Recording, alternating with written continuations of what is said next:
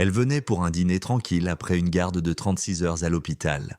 Mais l'hôtesse, Brianna Collins, la toisa de haut en bas avec une lèvre retroussée et siffla assez fort pour que tout le monde dans le hall l'entende.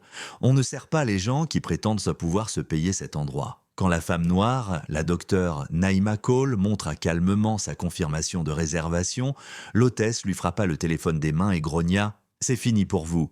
Partez avant que j'appelle la police. » Les téléphones se levèrent, les rires se propagèrent.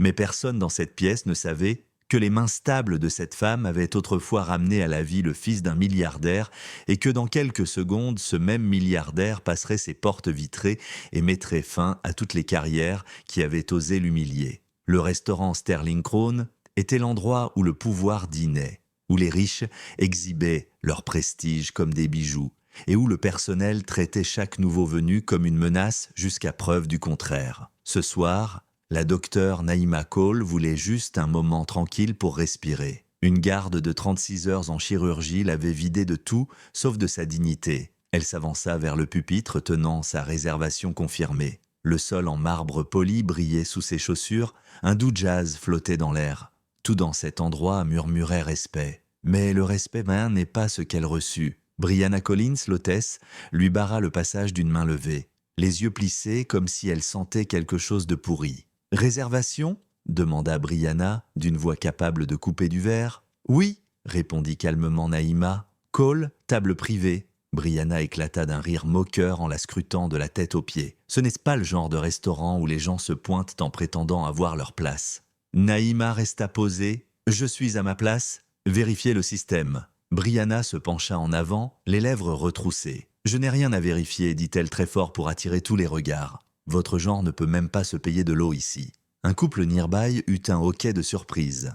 Quelqu'un ricana, un téléphone se leva pour filmer. Naïma inspira avec maîtrise. « Soit vous cherchez la réservation, soit vous appelez votre responsable s'il vous plaît. » Les yeux de Brianna s'enflammèrent, puis elle gifla Naïma en plein visage. Le claquement résonna comme un coup de feu. Le hall se figea, le jazz mourut sous le poids de l'humiliation. Brianna fit un pas vers elle, la voix basse et venimeuse. « C'est fini pour vous. Partez avant que la sécurité ne vous sorte d'ici. » Naïma se stabilisa, refusant de toucher sa joue brûlante. Elle fixa Brianna, non pas avec colère, mais avec un calme glacial. « Vous venez de commettre la plus grande erreur de votre vie, » dit-elle doucement. Brianna ricana. « Des menaces, maintenant, sécurité. » Deux agents approchèrent, gonflés d'une autorité qu'ils ne comprenaient pas. Ils attrapèrent presque les bras de Naïma quand une voix tonitruante déchira la pièce. « Ne posez pas un doigt sur elle !» Tout le monde se retourna. Le personnel se redressa comme des soldats. Les clients murmurèrent d'étonnement. Alexander Sterling, propriétaire de Sterling Crown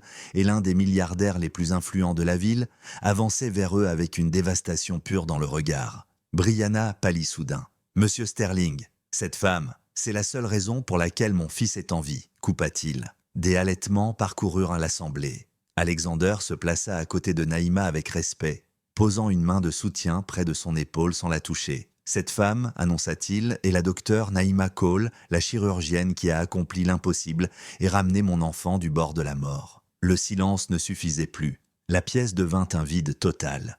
Les larmes montèrent aux yeux de Brianna. « Je ne savais pas. » Alexander avança, la voix fendue par la colère. « Vous n'avez pas voulu savoir. Vous avez cru que la cruauté était une politique. Vous avez utilisé l'humiliation comme arme.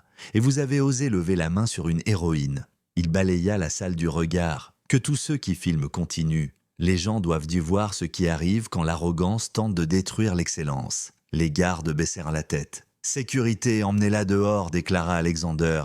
Brianna prit son bras. « S'il vous plaît, non. » Il le retira brusquement. « Vous avez giflé la femme qui a sauvé mon fils. Vous avez insulté la plus grande chirurgienne de cet État. Et vous avez tenté d'expulser une cliente qui mérite plus d'honneur que n'importe qui dans cette salle. » Il pointa la sortie. « Vous avez 5 secondes avant que je ne vous fasse sortir de force. » Deux gardes la saisirent par les bras. Elle hurla, non de douleur, mais en comprenant que sa réputation allait être publiquement détruite. « Vous pensez que c'est juste ?» cria-t-elle. Naïma parla enfin, la voix glaciale. « Vous m'avez giflé parce que vous pensiez que je n'avais aucun pouvoir.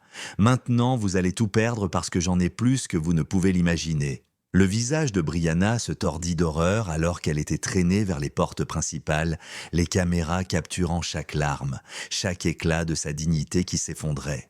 Alexander se tourna vers Naïma et inclina légèrement la tête. « Docteur, pardonnez-nous. Ce que vous avez enduré ce soir est inacceptable. » La mâchoire de Naïma se contracta. Le respecté ne devrait jamais dépendre du statut. Alexander acquiesça. « Et c'est pour cela que ce soir, tout change. » Il fit signe au directeur du restaurant. « À compter de maintenant, nous mettons en place une formation obligatoire contre la discrimination.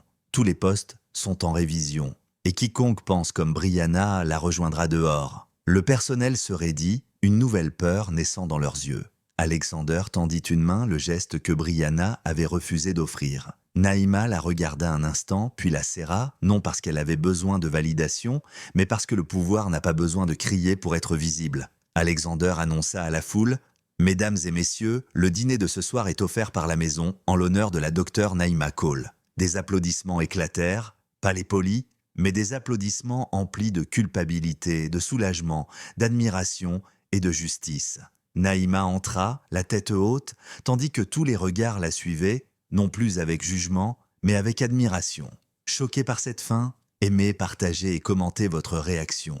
Quel moment vous a le plus stupéfié? Abonnez-vous et activez les notifications pour plus d'histoires où la dignité s'élève, où l'arrogance s'effondre et où la vérité frappe plus fort que l'humiliation. Vos commentaires aident ces histoires à atteindre des millions de personnes.